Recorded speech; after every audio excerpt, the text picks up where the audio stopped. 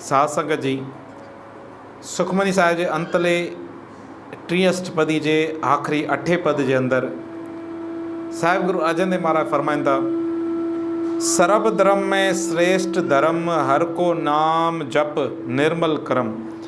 चेदा श्रेष्ठ माना वॾो चङो, सभ को चङे में चङो धर्म कहिड़ो आहे? चवंदा तुंहिंजो किरदार बुराइनि को रहित निर्मल करम। परमात्मा जो नाम वारो किरदार, गुणन वारो किरदार, भलाई करण वारो किरदार, ये सब को ऊंचो धर्म है। सर्व धर्म में श्रेष्ठ धर्म हर को नाम जप निर्मल, बगैर मल वारा, जंहिंजे अंदर मल न हुजे। हर को नाम जप निर्मल करम, सगल क्रिया में उत्तम क्रिया, सासंग धर्म दुर्मत में लहरिया। क्रिया चइबो आहे रस्म रिवाज जेके धर्म जे नाले ते कई वेंदियूं आहिनि। चवंदा सभ को सुठी में, सगल क्रिया में उत्तम क्रिया, सभिनि को सुठी में सुठी क्रिया, उहो धार्मिक रस्म कहिड़ी? सभ को सुठी में सुठी, पर उहो आहे कहिड़ी? चवंदा साध संग दुर्मत में लहरिया।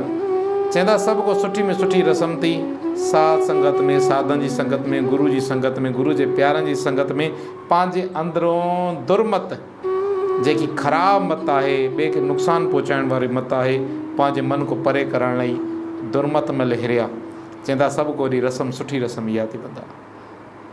सासंग दुर्मत में मल हिरिया, सगल उदम में उदम बल्ला, हर का नाम जपो जी सदा।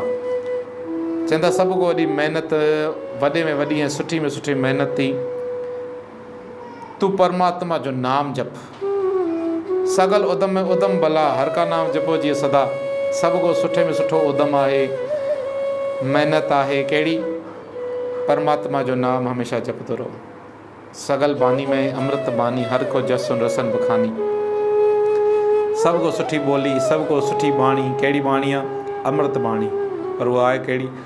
हरि जो जस, परमात्मा जो जस। कननि सां ॿुध बि सही, ज़बान सां कंठ सां बयान बि कर। हर को जस सुन रसन बखानी, सगल थान ते उह उत्तम थान, नानक जय घट वसे हर नाम। थान चइबो जगह के। चवंदा सभ को ऊंची में ऊंची उत्तम, साफ़, पवित्र, उत्तम जगह है। कहिड़ी जगह? जिते परमात्मा जो नाम वसिजी पए। हाणे उहा जगह आहे कहिड़ी? उहा इटनि जी सिरनि जी ठहियलु हूंदी आहे, सीमेंट जी ठहियलु हूंदी आहे? उहा छा जी जगह आहे? न उहा जगह न इटनि जी आहे, न सीमेंट जी आहे। उहा जगह आहे इंसान जी सोच जे संग्रह खे चयो वियो आहे, जंहिंखे चवंदा आहियूं हिर्दो। चवंदा सभ को ऊंचे में ऊंचो, उत्तम में उत्तम उहो हिर्दो आहे, जंहिं हिर्दे में परमात्मा तुंहिंजो नाम वसिजी पए। सगल थान ते उहो उत्तम थान, नानक जय घट वसे हर नाम, जंहिंजे अंदर में परमात्मा जो नाम वसिजी पए।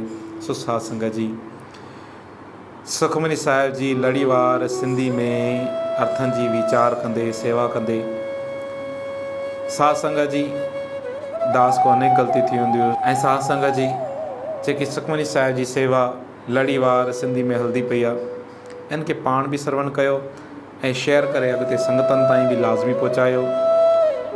ऐं इन खां अलावा दास जे यूट्यूब चैनल भाई सुरेंद्र सिंह जेकावत वाले खे सब्सक्राइब बि लाज़मी कयो। तव्हांजे सब्सक्राइब करण सां साध संगत जी असांजी बि हौसला अफ़ज़ाई थींदी। वाहिगुरु जी का ख़ालसा, वाहिगुरु जी की फ़तेह।